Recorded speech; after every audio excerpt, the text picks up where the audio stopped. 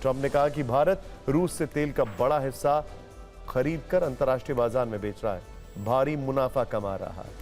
भारत को परवाह नहीं है कि रूस की युद्ध मशीन से यूक्रेन में कितने लोग मरे, इसीलिए मैं अगले 24 घंटे में भारत पर और अधिक टैरिफ लगाने वाला हूं। ट्रंप क्यों बेचैन हो गए, यह भी जानना जरूरी है। दरअसल कल ही भारत के विदेश मंत्रालय ने स्टेटमेंट जारी करके ट्रंप की कथनी और करनी का अंतर पूरी दुनिया के सामने रख दिया था। विदेश मंत्रालय ने कहा था कि यूक्रेन संघर्ष शुरू होने के बाद अमेरिका और यूरोपीय संघ भारत को रूस से तेल खरीदने के लिए लगातार निशाना बना रहे हैं, जबकि अमेरिका और यूरोपीय संघ खुद रूस के साथ व्यापार जारी रखे हुए हैं।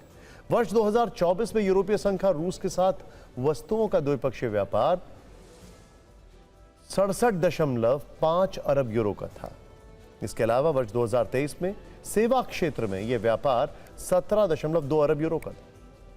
यह व्यापार उस वर्ष या उसके बाद रूस के साथ भारत की ओर से किया जा रहा है व्यापार से कहीं ज्यादा है। वहीं अमेरिका रूस से अभी भी अपने परमाणु उद्योग के लिए यूरेनियम हेक्साफ्लोराइड और इलेक्ट्रॉनिक वाहन इंडस्ट्री के लिए पैलेडियम, उर्वरक और रसायन आयात करता है।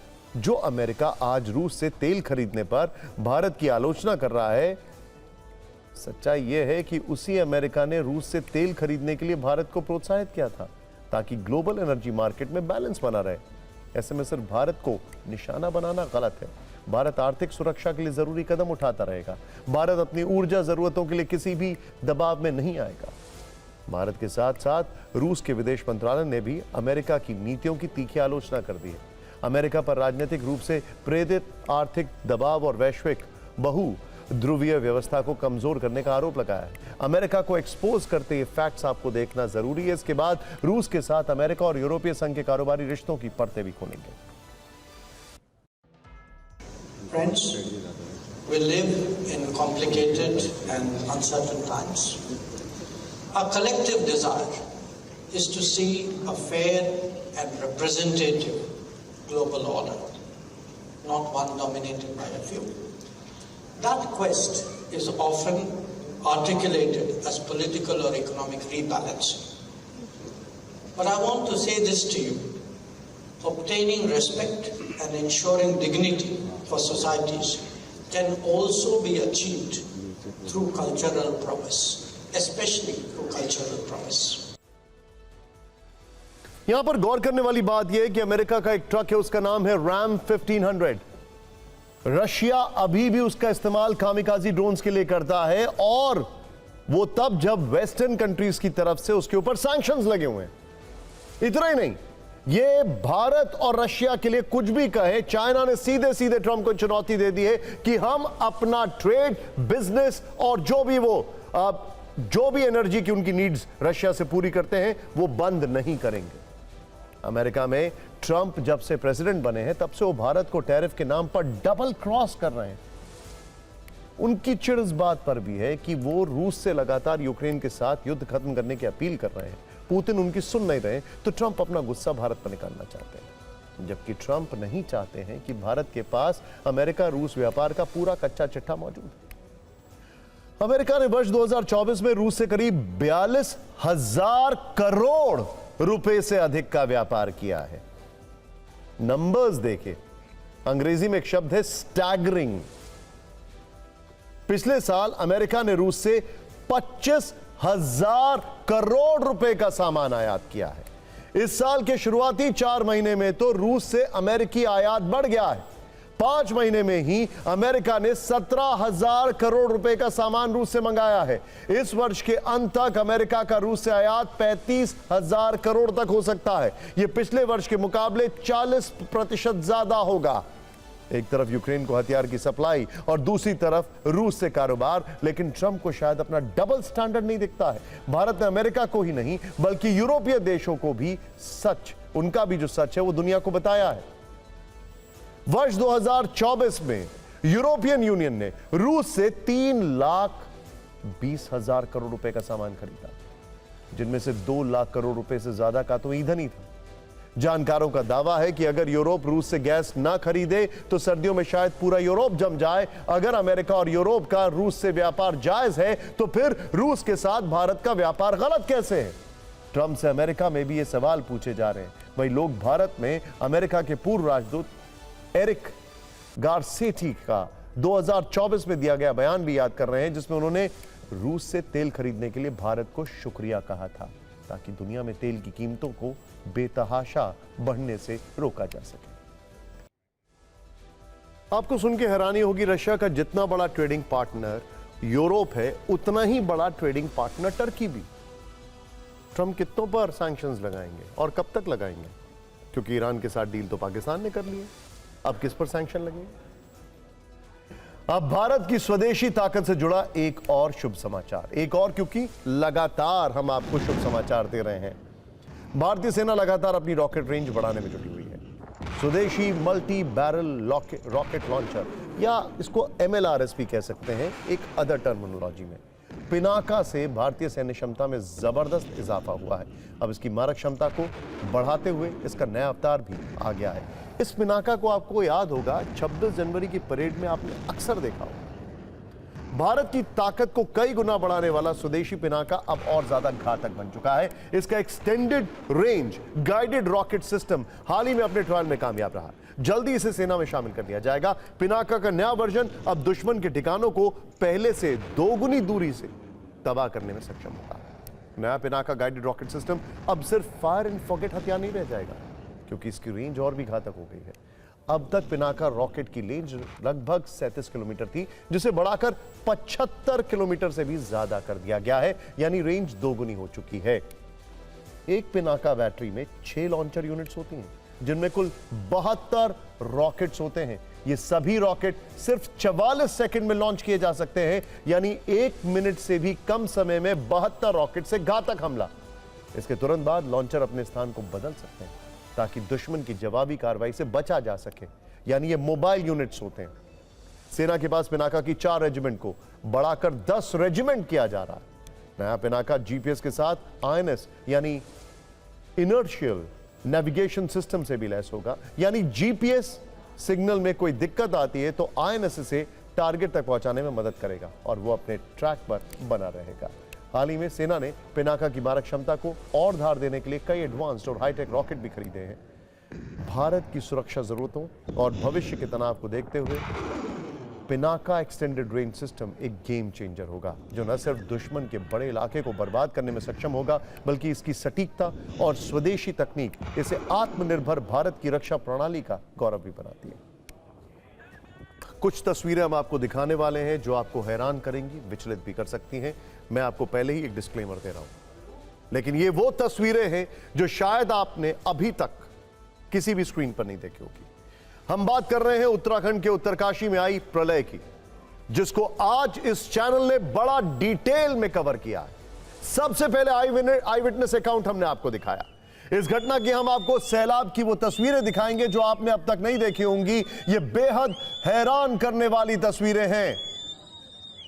सबसे पहले दिल दहला देने वाला मंजर देखें। बादल फटने से ठीक पहले उत्तरकाशी के धराली में कई लोग सड़क पर आराम से घूम रहे थे, लेकिन बादल फटने की खबर मिलते ही हर कोई जान बचाने के लिए इधर उधर भागने लगा। मगर तेज रफ्तार सैलाब ने कुछ ही सेकंड में कई लोगों को अपनी चपेट में ले लिया। बड़े से बड़े मकान जो हैं वो ताश के पत्तों की तरह गिर गए। जो लोग इस घटना का वीडियो बना रहे थे, उन्होंने चीखते हुए औरों को सावधान करने की बड़ी कोशिश की, मगर उनकी चीखें भी सैलाब के शोर में दब गई। अब यह तस्वीर देखिए जो आने वाली है। सामने 2 पहाड़ियों के बीच से खीर गंगा का सैलाब बेकाबू होकर, ध्यान से देखिए, ये देखिए, बेकाबू होकर धराली की ओर बढ़ता नजर आ रहा है। कुछ सेकंड्स के अंदर वीडियो बनाने वाले लोग जोर जोर से चिल्ला रहे हैं ताकि उस पार खड़े लोग उनकी आवाज सुनकर अपनी जान बचा सकें। कई लोगों की आवाज तो यहां तक सुनाई दे रही है कि वो कह रहे हैं कि जल्दी से फोन लगाओ, नीचे मामा को फोन लगाओ, एक बच्ची कह रही है। कीचड़ और पत्थरों की बाढ़ कुछ ही देर में धराली गांव पहुंची और पलक झपकते ही उसने गांव के बड़े हिस्से को तबाह कर दिया। 2-3 मंजिला ऊंची इमारतें सैलाब में समा गई। मकान, दुकान, पुल, सड़कें, सब कुछ तबाह हो गया। एक रिपोर्ट है, उसके अनुसार कहा जा रहा है कि पहले इंपैक्ट में 20 घर और होटल तबाह हो चुके हैं। अब अगली तस्वीर को देखिए। जब धराली में आया सैलाब थमा तो लोग अपनी जान बचाने के लिए इधर उधर भागने लगे। ये देख रहे हैं, उन्हीं लोगों में से एक शख्स मलबे के बीच से होते हुए किनारे की तरफ आने की कोशिश कर रहा था, लेकिन अचानक उसका पैर मलबे या दलदल या कीचड़ जो भी कहें उसमें धंस गया। ऐसा लगा जैसे वो किसी दलदल में फंस गया हो। इस वीडियो में एक और शख्स नजर आ रहा है, वो भी किसी सुरक्षित ठिकाने की तलाश में दौड़ लगा रहा है। जान बचाने की इस दौड़ में कुछ लोग तो जीत गए, लेकिन कई लोग ऐसे रहे जो सैलाब के आगे हार गए। दोपहर 1:45 पर ये बकायदा आर्मी का अकाउंट है। धराली में कुदरत ने कहर बरपाया, उसके बाद चारों तरफ चीख पुकार मच गई, कई लोग मलबे में दब गए। ये वीडियो इंडियन आर्मी ने जारी किया है, जो सैलाब के थमने के बाद का बताया जा रहा है। इसमें आपको जिन मकानों की छतें नजर आ रही हैं वो 2 से 3 मंजिला ऊंचे मकान थे। मलबे में दबी कुछ गाड़ियां भी इस वीडियो में दिख रही हैं। इस आपदा में धराली की तस्वीर को पूरी तरह बदल कर रख दिया है। जरा इन 2 तस्वीरों को देखिए। पहली तस्वीर बादल फटने के तुरंत बाद की है। इसमें आपको धराली गांव के पूरे मकान, दुकान और रास्ते नजर आ रहे होंगे। धराली का वो बाजार भी नजर आ रहा होगा, लेफ्ट साइड में देखिए जरा। और दूसरी तस्वीर सैलाब की तबाही के बाद की है। गांव का एक बड़ा हिस्सा मलबे में तब्दील हो गया, सब कुछ समतल नजर आ रहा है। कुछ देर पहले जो इलाका लोगों की जिंदगी का हिस्सा था वो मलबे में दफन हो चुका है। जिन लोगों को बादल फटने की खबर वक्त रहते मिल गई वो ऊंचे इलाकों में चले गए या जो फ्लैश फ्लड आया उससे हट गए, और जब तक सैलाब नहीं थमा तब तक वो वहीं रहे। उन्हीं लोगों में से एक चश्मदीद ने इस प्रलय के बाद की तस्वीर अपने कैमरे में रिकॉर्ड की। आप खुद देखें। कैसे गिरा भाई?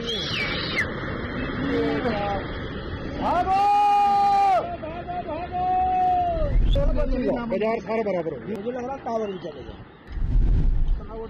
टावर तो खैर इधर है, वो है उधर, उधर से गए टूट गया होटल, अभी खतरनाक। आप देख सकते हैं पूरा जो ये गांव है पता भी नहीं चल रहा। हमारा मार्केट था ये पूरा बर्बाद हो गया। यहाँ पे हमारा कल्प केदार मंदिर, ये सारा पता ही नहीं चल रहा है कि यहाँ पे कब मार्केट भी था। यहाँ पे आप देख सकते हो। यहाँ पर बेहद हैरान करने वाले वीडियोस आए हैं जो हम आपको दिखाएंगे। यहाँ पर स्क्रीन पर देखिए, ये जब फ्लैश फ्लड आया यहाँ पर बादल फटने के बाद लोग भाग रहे हैं, लेकिन मकान ढह जाते हैं। ये लोग भी, कई लोग इस पानी में दब गए। ये पानी है, कीचड़ है, मलबा है। खाली पानी होता तो भी शायद बच सकते थे, निकल सकते थे, लेकिन ये कीचड़ मलबे के अंदर दबते चले जाते हैं लोग। यहाँ पर ये देखिए, अगला वीडियो दिखाइए। ये हमने आपको पहला वीडियो दिखाया किस तरीके से लोग यहाँ पर दौड़ रहे हैं, भाग रहे हैं। सारी बिल्डिंग सब कुछ ढह गया यहाँ पर। अगला वीडियो दिखाइए। ये क्लैरिटी यहाँ पर आपके लिए देना बहुत ज़रूरी है हमारे सामने, किस तरीके से।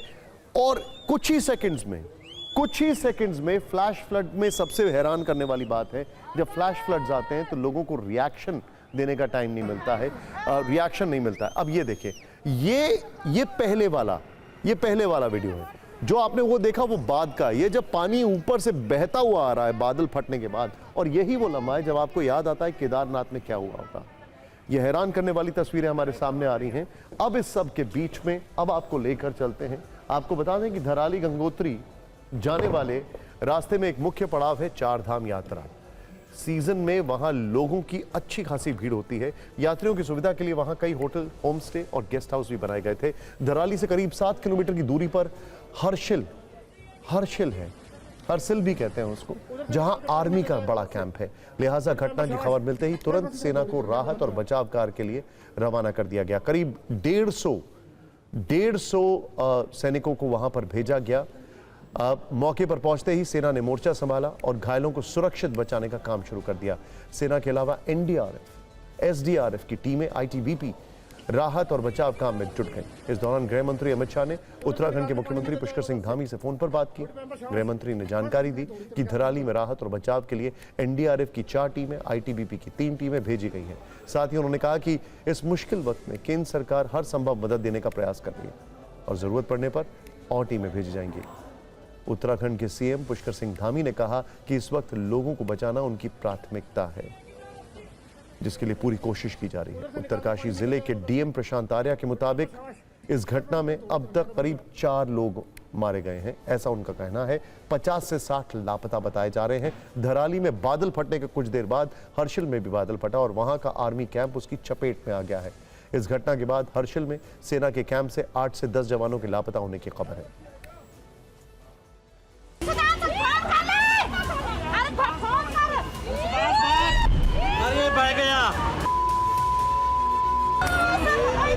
हमारा प्रयास है कि इस समय में सभी को जल्दी से जल्दी राहत के काम किए जाएं, बचाव के कार्य किए जाएं। जिला प्रशासन के लोग वहां पहुंच रहे हैं, साथ में हमारी सेना के लोग, एनडीआरएफ, एसडीआरएफ, आपदा प्रबंधन विभाग लगातार कोशिश कर रहा है कि हमारी सर्वोच्च प्राथमिकता है कि सभी को इस समय राहत की जाए, सभी को बचाया जाए और हर प्रकार से जान माल की सुरक्षा की जाए। अरे बाप रे, प्रॉपर्टीज का तो काफ़ी डैमेज हुआ ही है और अभी कैजुअलिटीज़ के बारे में कुछ बता पाना अभी संभव नहीं है। टेम्परेरी शेल्टर्स कहाँ लोगों को रखना है, डैमेज है तो वहाँ के लोगों को इवैक्यूएट करके वहाँ पर सुरक्षित रखना भी होगा। इन सारी चीज़ों के प्रबंध किए जा रहे हैं। सूचना मिलते ही एनडीआरएफ की 3 टीमों को रवाना किया गया है, मनेरा से, बरकोट और देहरादून से। इसके अलावा 2 टीमें हमारी देहरादून एयरपोर्ट पर रेडनेस में रखी गई हैं, तैयार हालत में है एयरलिफ्ट के लिए। हालांकि मौसम अभी ख़राब है, इसके वजह से जो है एयरलिफ्ट बाधित है, रोड से मूवमेंट हो रहा है और जल्दी हमारी टीम का वहाँ पहुँचने की जो है उम्मीद है। और इस समय जो है पूरी सरकार सजग है और मुख्यमंत्री जी के नेतृत्व में पूरा रेस्क्यू काम इस समय चल रहा है।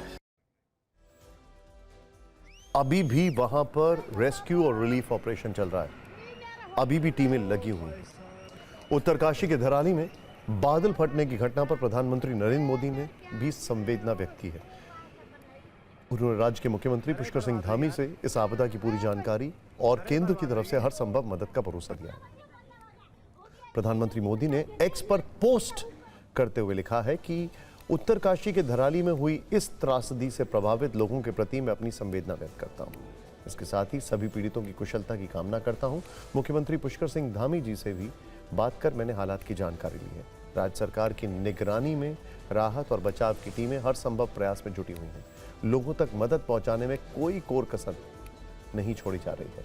इस हादसे पर उत्तराखंड के सांसदों के एक दल ने गृह मंत्री अमित शाह से मुलाकात की, जिसमें अनिल बलूनी, त्रिवेंद्र सिंह रावत और रानी राज्यलक्ष्मी शामिल रहीं। इस दौरान गृह मंत्री अमित शाह ने जानकारी दी है कि सेना के 90 जवानों की एक टुकड़ी, एनडीआरएफ की एक यूनिट और आईटीबीपी के जवानों की एक टुकड़ी धराली पहुंच चुकी है। इसके अलावा सरसावा से MI-17 हेलीकॉप्टर और चंडीगढ़ में चिनूक हेलीकॉप्टर तैयार खड़े हुए हैं। ये देखो, ये दोबारा आ ही रहा है। केंद्र सरकार ने, मुख्यमंत्री जी ने कहा है कि हम जो भी वहाँ की जो जरूरत होगी, जो भी वहाँ पर बचाव की दृष्टि से, सुरक्षा की दृष्टि से, राहत की दृष्टि से, मेडिकल पॉइंट ऑफ व्यू से जो भी जरूरत पड़ेगी। लेकिन लगता है कि पानी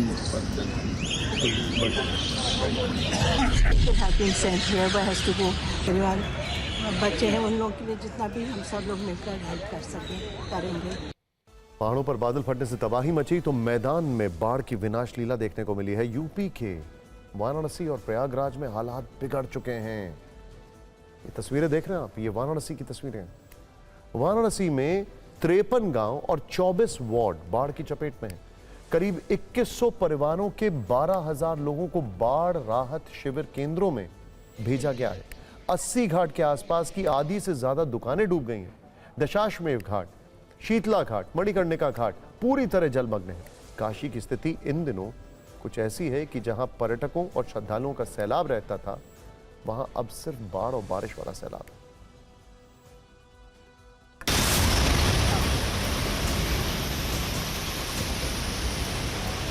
इस वक्त हम वाराणसी में खड़े हैं और देखिए वाराणसी के अंदर के इलाकों में, खासकर BHU से जो रामनगर की तरफ सड़क जा रही है, उन सड़कों पर किस तरह का जल प्रलय देखने को मिल रहा है, वो तस्वीर हम आपको दिखा रहे हैं। कॉलोनीज हो, व्यवसायिक प्रतिष्ठान हो, घर हो, हर जगह पानी घुस गया है और इस तरह से सड़कें पानी से पूरी तरह से लबालब है। दुकानों की चौखट तक आप देखेंगे पानी पहुंच चुका है, ट्रांसफार्मर डूब चुका है और यहां तक कि कई घरों के गेट के सामने आप देखेंगे कि पूरा अंदर तक पानी पहुंच गया है।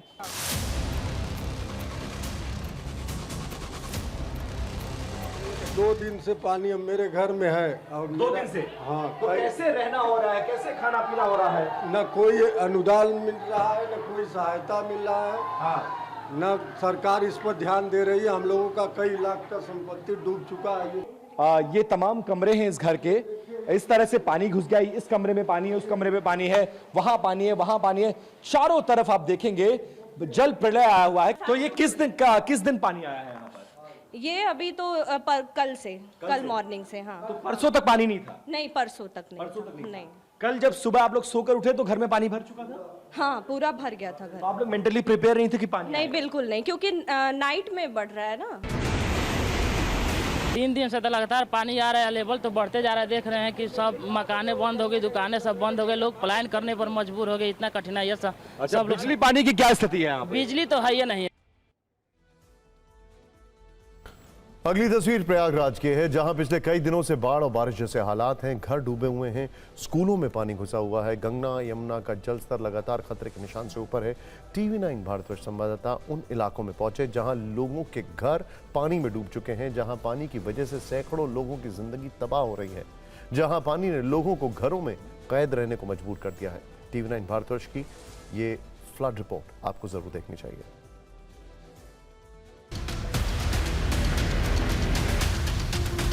हम इस वक्त प्रयागराज के सलोरी इलाके में हैं। ये वही इलाका है जहां महाकुंभ के दौरान बड़े बड़े कथावाचकों और धर्मगुरुओं की इसी इलाके में बड़ी बड़ी धर्म संसद लगा करती थी, उनके शिविर लगा करते थे और सैकड़ों हजारों की तादाद में इस इलाके में उनके श्रद्धालु आते थे। लेकिन 3 महीने बाद स्थिति क्या है? अगस्त का पहला हफ्ता है और इस वक्त मां गंगा में यानी गंगा नदी में जल प्रलय देखने को मिल रहा है और इस पूरे इलाके को अपने आगोश में ले लिया है। घुटने से ऊपर ज्यादा पानी है। बच्चों को लेकर नाव से किसी की तबीयत खराब हो रही है, किसी को कहीं जाना है, कहीं कोई समस्या हो रही है, इस तरह से लोग उनके चौखट तक पानी भरा हुआ है। हर बात की तरह बाढ़ आती है, झेलना पड़ता है, दिक्कतों का सामना करना ही पड़ता है। बिजली, पानी, खाना पीना, कोई सरकार की तरफ आपके पास मदद आ रही है? नहीं, कोई मदद नहीं है। मदद कुछ नहीं मिला, पानी भरा हुआ है सगर और कुछ मिल नहीं रहा, ना लाइट है, ना बम्बा है, ना कुछ है।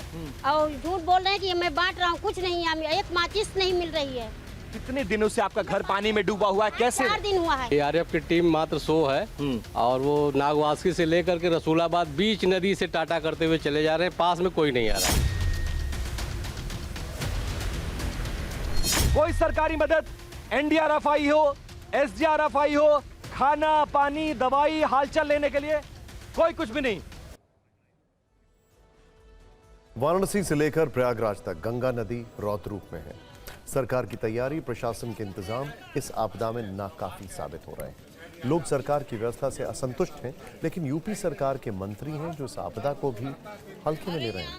कैसे बयान दे रहे हैं आप सुनिए और सोचिए, क्या एक मंत्री को इस तरह की भाषा शोभा देती है? गंगा मैया गंगा पुत्रों का पांव धुलने के लिए आती है। वो बात सही है। गंगा के पुत्र सीधे स्वर्ग जाते हैं, गंगा जी और विरोधी लोग उल्टा पड़ाते हैं। आइए सब आके है जो देखो गंगा जी आ जाती है। लेकिन अब चलते बांग्लादेश, जहां शेख हसीना सरकार के तख्ता पलट का आज 1 साल पूरा हो गया। लेकिन इस 1 साल में इस देश का कैरेक्टर तेजी से बदला है। विकास की राह पर बढ़ने वाला बांग्लादेश मोहम्मद यूनुस के राज में कट्टरता का फॉलोअर हो गया है। युवा नफरती विचारधारा के शिकार होने लगे हैं। जिस पाकिस्तान की ढाका में सीधी एंट्री मुश्किल थी, उसके लिए यूनुस ने दरवाजे खोल दिए हैं। पूरे साल हिंसा और हत्या की रिपोर्ट आती रही, हिंदुओं पर अत्याचार जारी रहा, विरोधियों को चुन चुनकर जेल में डाला गया। इस 1 साल में बांग्लादेश कैसे और कितना बदल गया है, इस पर हमने फिक्र की एक फाइल तैयार की है। यह तस्वीर देखिए, तख्ता पलट के 1 साल पर बांग्लादेश को शर्मसार करने वाली यह तस्वीर आई है। यह तस्वीर वहां के पूर्व आर्मी चीफ हारून आर रशीद की है, जिनका शव चटगांव क्लब के एक कमरे में मिला है। वो एक केस की सुनवाई के लिए ढाका से चटगांव गए थे। जब वो सुनवाई के लिए अदालत नहीं पहुंचे तो तलाश शुरू हुई। अधिकारी जब उनके कमरे में पहुंचे तो सामने उनका शव पड़ा था। संदिग्ध हालत में उनकी मौत से बांग्लादेश में हड़कंप मच गया। ये सबूत है उस अराजकता का जो पिछले 1 साल से बांग्लादेश झेल रहा है। तख्ता पलट के 1 साल में बांग्लादेश के अंदर आज भी हिंसा और अस्थिरता का दौर जारी है। देश के अलग अलग हिस्सों से आए दिन मारपीट, लड़ाई झगड़ा, उपद्रव और रक्तपात की खबरें आती रहती हैं। हिंदुओं पर भी हमले काफी ज्यादा बढ़ चुके हैं। 5 अगस्त 2024 से जुलाई 2025 के बीच हिंदुओं के खिलाफ 2442 हिंसक घटनाएं हुई हैं। आंकड़े बताते हैं कि इस दौरान 192 मंदिरों पर हमले हुए हैं, 59 लोगों की हत्या की गई, जबकि रेप के 33 मामले रिपोर्ट किए गए हैं। इस एक साल में करीब 2000 घरों या दफ्तरों पर या तो हमले हुए या फिर वहां लूटपाट की गई। इसी एक साल में भारत के साथ बांग्लादेश के रिश्ते बिगड़ते चले गए। इसी दौरान मोहम्मद यूनुस की पाकिस्तान और चीन के साथ नजदीकियां भी बढ़ी। यूनुस ने बीते एक साल में बांग्लादेश के जन्मदाता शेख मुजीबुर रहमान की हर पहचान मिटाने की कोशिश की है। यूनुस ना तो हिंदुओं पर हमले रोक पाए हैं और ना ही कोई ठोस कार्रवाई करते दिखे हैं, उल्टे इसे झूठा आरोप बताकर खारिज करते रहे हैं। असल में इसकी वजह है कट्टरपंथी संगठन जो यूनुस को मोहरा बनाकर अपनी सरकार चला रहे हैं। अंतरिम सरकार में उन्होंने घुसपैठ कर ली है, जिनमें जमात, हिजबुत तहरीर और हिफाजत इस्लाम जैसे संगठन शामिल हैं। शायद इसीलिए यूनुस चुनाव करवाने से भी भाग रहे हैं। बीते एक साल में बांग्लादेश एक स्वतंत्र मुल्क के रूप में नजर ही नहीं आ रहा है, तो पूरी तरह से पाकिस्तान की कठपुतली बन चुका है। यूनुस सरकार के दौरान बांग्लादेश में भारत विरोधी एजेंडा स्थापित करने की साजिश है। मुल्क की अर्थव्यवस्था आईसीयू में पहुंच चुकी है। कुल मिलाकर एक वर्ष में बांग्लादेश जिस दिशा में बढ़ चला है वो इसके अस्तित्व पर ही सवाल खड़े कर रही है। जिन शक्तियों के खिलाफ ये देश बना था, धीरे धीरे वही शक्तियां इसे अपनी गिरफ्त में जकड़ती जा रही हैं। अब आपको एक दिलचस्प खबर बताते हैं। 15 अगस्त की तैयारियों को लेकर दिल्ली पुलिस बड़े पैमाने पर सिक्योरिटी ड्रिल कर रही है। बड़ी अच्छी बात है। लाल किले की सुरक्षा को लेकर भी इस तरह की ड्रिल की जा रही है, बड़ी अच्छी बात है। आमतौर पर पुलिस वाले इस तरह की ड्रिल अपनी तैयारियों को जांचने के लिए करते हैं, लेकिन इस बार दिल्ली पुलिस की एक ड्रिल 7 पुलिस वालों को भारी पड़ गई। वो 7 पुलिस वाले मॉक ड्रिल में डमी बम का पता नहीं लगा पाए और उन्हें लाइन हाजिर कर दिया गया है। हुआ यह कि पिछले कुछ दिनों से दिल्ली पुलिस हर रोज 15 अगस्त के कार्यक्रम को ध्यान में रखते हुए सिक्योरिटी ड्रिल कर रही है। एक नॉर्मल प्रोटोकॉल है। शनिवार को भी स्पेशल सेल की एक टीम ने लाल किले में ऐसी ही ड्रिल की। उस ड्रिल में सिविल ड्रेस में पुलिस की एक टीम डमी बम को लेकर लाल किले में दाखिल होती है। इस दौरान वहां ड्यूटी पर तैनात पुलिस वाले उस डमी बम का पता नहीं लगा पाए और इसे सुरक्षा में बड़ी चूक माना गया है। लिहाजा इस लापरवाही पर 7 पुलिस वालों को लाइन हाजिर कर दिया गया है। लाइन हाजिर का मतलब है कि पुलिसकर्मी को उसके वर्तमान थाने से हटाकर पुलिस लाइन में भेज दिया जाता है। यह एक तरह की प्रशासनिक कार्रवाई है जो तब की जाती है जब किसी पुलिसकर्मी पर कोई आरोप हो या उसका आचरण संदिग्ध हो या फिर वो ड्यूटी में लापरवाही करता पाया जाए। लाइन हाजिर होने पर पुलिसकर्मी को कोई बड़ा काम नहीं सौंपा जाता है और उसे किसी केस में भी शामिल नहीं किया जाता है। अब आज की सबसे बड़ी पॉलिटिकल फाइल खोलने का वक्त। आज की राजनीति बीजेपी बनाम कांग्रेस पर है। इस सियासी लड़ाई के केंद्र में राहुल गांधी हैं। राहुल गांधी को कल मिली सुप्रीम कोर्ट की फटकार है। इस फटकार पर आज बिना नाम लिए राहुल गांधी पर पीएम मोदी का बचपने वाला कटाक्ष है। उस कटाक्ष पर राहुल गांधी की बहन प्रियंका गांधी का सच्चा भारतीय वाला दमदार जवाब भी है। तो इस पॉलिटिकल फिल्म का आगाज होता है इस खास वीडियो से, पीएम मोदी के भव्य स्वागत वाली तस्वीर से। उनका यह स्वागत एनडीए संसदीय दल की बैठक में हुआ। इस बैठक में ऑपरेशन सिंदूर और ऑपरेशन महादेव की सफलता के लिए पीएम मोदी का सम्मान हुआ। इस सम्मान समारोह को पीएम मोदी ने संबोधित किया और बिना नाम लिए राहुल गांधी पर कई बार कटाक्ष किया। उन्होंने कहा कि वो कुछ भी बोलते रहते हैं, ये बात बोलकर उन्होंने बचपना किया है। सुप्रीम कोर्ट ने उन्हें फटकार लगाई है।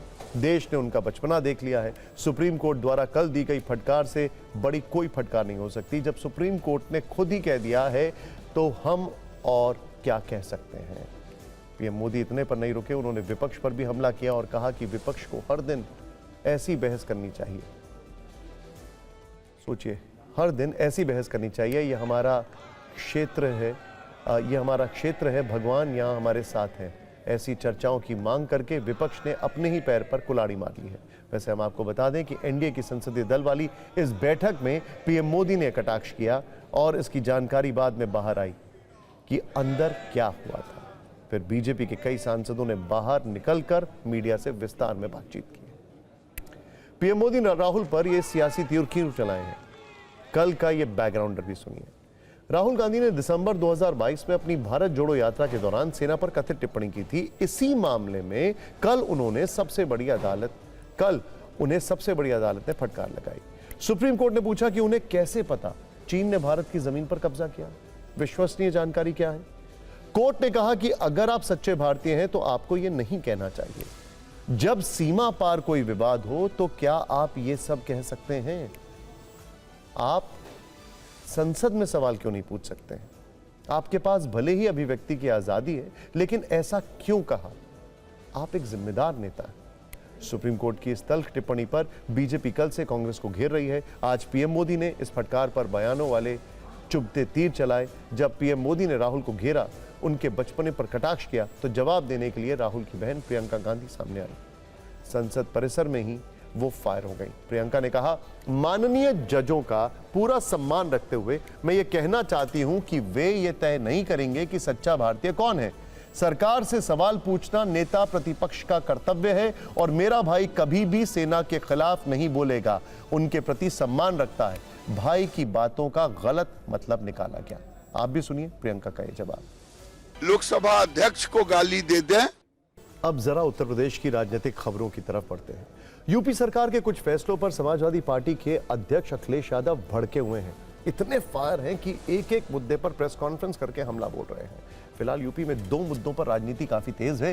पहला है धर्म और जाति के आधार पर अतिक्रमण हटाने वाला आदेश, जिस पर सरकार का एक्शन और विपक्ष का रिएक्शन है। दूसरा है पीडीए की पाठशाला पर सरकार की तरफ से एफआईआर। इन दोनों मुद्दों के अलावा अखिलेश यादव का एक बयान भी है, जिसमें रक्षा मंत्री राजनाथ सिंह की तारीफ है। इस पर भी सियासत हो रही है। पहला मामला एक आदेश से जुड़ा है। यूपी के पंचायती राज निदेशालय ने एक आदेश जारी किया है। विभाग की ओर से सभी डीएम को निर्देश दिया गया है कि वो राज्य भर में यादव और मुस्लिमों के अवैध कब्जे वाली जमीनों को मुक्त कराने का अभियान शुरू करें। इसमें लिखा गया है कि ग्राम सभा की भूमि, तालाबों, खाद के गड्ढों, खलिहानों, खेल के मैदानों, शमशान घाटों और ग्राम पंचायत भवनों को एक विशेष जाति और एक विशेष धर्म द्वारा अवैध कब्जों से मुक्त कराने के लिए उचित दिशा निर्देश जारी करें। इस आदेश पर एक्शन शुरू होता उससे पहले राजनीति शुरू हो गई। समाजवादी पार्टी के अध्यक्ष अखिलेश यादव और भीम आर्मी के अध्यक्ष चंद्रशेखर बीजेपी सरकार पर बरस पड़े। अखिलेश यादव ने सोशल मीडिया पर एक पोस्ट किया और लिखा, जो भी गैर कानूनी हो उसके खिलाफ कार्रवाई हो, क्योंकि अवैध तो अवैध होता है। फिर क्यों किसी जाति या धर्म विशेष के लोगों को टारगेट किया जा रहा है? न्यायपालिका तुरंत संज्ञान ले। उनके अलावा नगीना सीट के सांसद चंद्रशेखर ने सोशल मीडिया पर लिखा, यादव और मुस्लिम समुदाय का नाम लिखकर टारगेट करते हुए जमीन कब्जा हटाने का यह आदेश न सिर्फ गैर संवैधानिक है, बल्कि घोर जातिवादी और सांप्रदायिकता से भरा हुआ है। एक तरफ राजनीतिक बयान आ रहे हैं, दूसरी तरफ यूपी सरकार पंचायती राज निदेशालय के अधिकारी पर एक्शन लेने लगी। सरकार ने न सिर्फ जाति धर्म के आधार वाले इस आदेश को रद्द कर दिया, बल्कि विभाग के निदेशक को भी निलंबित कर दिया है। सरकार ने यह भी कहा है कि अवैध कब्जों के खिलाफ एक्शन पूरी निष्पक्षता, तथ्यों और कानून के अनुसार लिया जाना चाहिए। ये किसी भी जाति और धर्म के आधार पर नहीं हो सकता है। हालांकि अखिलेश यादव इससे संतुष्ट नहीं है, वो सरकार पर तीखे हमले कर रहे हैं। आज जमीन की बात कर रहे हैं। आप पता करिए, लखनऊ के जितने तालाब थे सब बीजेपी ने कब्जा कर लिए। केवल लखनऊ के तालाब नहीं, उत्तर प्रदेश में जहां जहां तालाब था, जहां जहां वेटलैंड एरिया था, अगर किसी ने कब्जा किया तो भारतीय जनता पार्टी के लोगों ने किया। इस सब के बीच में वैसे यूपी में पीडीए की पाठशाला पर भी सियासत हो रही है। पीडीए की पाठशाला पर लगातार हो रही एफआईआर से अखिलेश यादव बेहद नाराज हैं। उन्होंने कहा है कि यूपी में पीडीए पाठशाला चलती रहेगी। मुख्यमंत्री को भी पाठशाला जाने की जरूरत है। भारत माता की। मोदी जी को सबक सिखाएंगे पीडीए पाठशाला चलाकर। अंग्रेजों ने भी कभी पढ़ाई को लेकर के किसी पे एफआईआर नहीं लिखाई होगी। इस देश में अंग्रेज रहे, अंग्रेज ने उन्होंने पढ़ाई पर एफआईआर नहीं लिखाई किसी पर। ये सरकार सोचती है पुलिस से हमारे पीडीए पाठशाला को बंद कर देगी। हम समाजवादी लोग संकल्प लेंगे, जब तक सरकार वहां पर टीचर्स ना पहुंचा दे, प्रिंसिपल ना पहुंचा दे, तब तक हमारी पीडीए पाठशाला चलती रहेगी। मुझे लगता है मुख्यमंत्री जी को भी जरूरत है पाठशाला जाने के लिए। समाजवादी पार्टी पूरी तरह से डिरेल्ड है। उनको क्या करना है क्या नहीं करना ज्ञान ही नहीं है। छोटे छोटे बच्चों नैनियालों के मन में राजनीतिक बातें घुसाना बहुत ही घोर अपराध है। बच्चे भगवान का रूप होते हैं और आने वाले समय में समाजवादी पार्टी को इसका खमियाजा भुगतना पड़ेगा। आप अखिलेश यादव जी को कहीं गए जाते हुए देखा है? नहीं देखा है। जमीन पर तो जाना नहीं है, यही मुख्यालय से प्रेस कर देना है और सोशल मीडिया पे राजनीति करना है। किसी के सुख दुख से कोई लेना नहीं है, जनता के बीच में जाना नहीं है। अखिलेश यादव आज सरकार को बख्शने के मूड में बिल्कुल नहीं थे। उन्होंने आरोप लगाया कि बीजेपी की सरकार के पास दिखाने के लिए कुछ नहीं है। लखनऊ, वाराणसी और प्रयागराज की हालत पर चिंता जताते उन्होंने कहा कि स्मार्ट सिटी की हालत देख लीजिए, इन्होंने कुछ भी काम नहीं किया है। भविष्य में राजनाथ सिंह के अलावा यूपी से सबके नाम हटा दिए जाएंगे। मतलब वो रक्षा मंत्री को राजनीतिक डिस्काउंट देकर चल रहे हैं। ये जो बीजेपी सरकार है, क्योंकि सरकार के पास कुछ दिखाने को नहीं है, बताने को नहीं है। अब आप इसी पार्क में इंटर करिए, ये पार्क समाजवादियों ने बनाया। सबसे पहले होर्डिंग किसकी नजर आती है?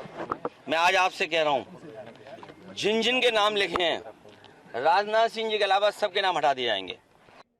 और अब अगली खबर की रुख करते हैं। फिक्र के फैंस के लिए अब एक ऐसी जानकारी जो खबर से ज्यादा सिर्फ एक नोटिफिकेशन है।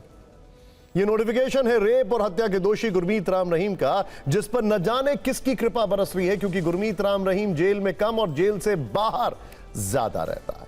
राम रहीम से जुड़ा नया रिमाइंडर यह है कि डेरा सच्चा सौदा प्रमुख फिर 40 दिन की पैरोल पर बाहर आ गया है और 2017 से लेकर अब तक ये 14th ऐसा मौका है जब राम रहीम को पैरोल या फरलो के नाम पर जेल से छुट्टी मिली हो। इसीलिए अब सवाल उठ रहा है कि क्या राम रहीम की रेप और हत्या की सजा सिर्फ छुट्टियों में निपट जाएगी। इस खबर को लेकर एक वैधानिक चेतावनी भी है कि राम रहीम जिस तरह आए दिन जेल से बाहर आ जाता है, उसे देखकर किसी का भी भरोसा कानून व्यवस्था से थोड़ा कमजोर जरूर हो सकता है और उसके मन में सवाल आ सकता है कि क्या वीआईपी लोगों की तरह सजा भी वीआईपी और सामान्य कोटे की होती है, और क्या इतनी ही छुट्टी किसी आम कैदी को भी मिल जाती है। राम रहीम इस वर्ष सिर्फ 8 महीने के अंदर तीसरी बार जेल से बाहर आया है। 2017 में सजा मिलने के बाद से राम रहीम को 14 बार फरलो या पैरोल वाला डिस्काउंट दिया गया है। राम रहीम को वर्ष 2020 में पहली बार 1 दिन की पैरोल मिली थी, लेकिन तब से अगले 5 वर्षों तक राम रहीम 356 दिन जेल से बाहर रह चुका है। यानी राम रहीम ने करीब 1 साल की सजा सिर्फ छुट्टियों में निकाल दी। रेप और हत्या के दोषी गुरमीत राम रहीम का जन्मदिन 15 अगस्त को होता है, लेकिन उससे पहले राम रहीम को आजादी वाला बर्थडे गिफ्ट मिल गया है। खैर, आजकल लाल हो रहा है, लाल लाल लंदन के वीडियो भी वायरल है। भारत में पान और गुटखा खाकर यहां वहां थूकना, सड़कों और दीवारों को रंग देना आम बात है। ऐसा ही एक वीडियो सोशल मीडिया पर ट्रेंड कर रहा है जिसमें सड़कों पर लाल निशान बने हुए हैं। लेकिन हैरानी की बात यह है कि यह वीडियो भारत के किसी शहर का नहीं बल्कि ब्रिटेन की राजधानी लंदन का है।